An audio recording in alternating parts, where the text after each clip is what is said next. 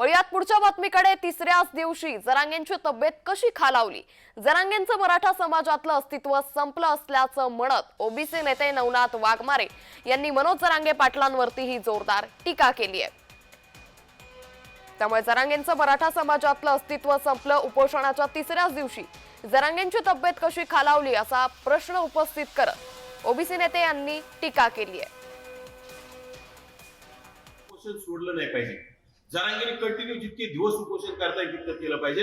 स्वतःचा जीवाचं बलिदान जाईपर्यंत जरांगेने उपोषण केलं पाहिजे। उगा विनाकारण नवटंकी करण्यात अर्थ नाही। प्रत्येक वेळी 2-4 दिवस उपोषण करायचं, सलाईन लावून घ्यायची, मराठा समाजाची दिशाभूल करायची, मराठा समाजाचा मशिया म्हणून घ्यायचं, परंतु मराठा समाजाला न्याय देण्याची कुठं त्याचं काही घेणं देणं नाही। स्वतःचं मोठेपण मिळवण्यासाठी, स्वतःला नेता म्हणून घेण्यासाठी जरांगेचा हात केविलवाना प्रयत्न आहे। जरांगेला जर खरंच मराठा समाजाची कळकळ असेल तर जरांगे स्वतःचं जोपर्यंत त्याच्या मागण्या मान्य होत नाहीत तोपर्यंत रक्ताच्या शेवटच्या खांबापर्यंत उपोषण केलं पाहिजे, असं सुद्धा आमचं सुद्धा म्हणणं आहे। आणि त्या उपोषणाला आमच्या शुभेच्छा राखल्या.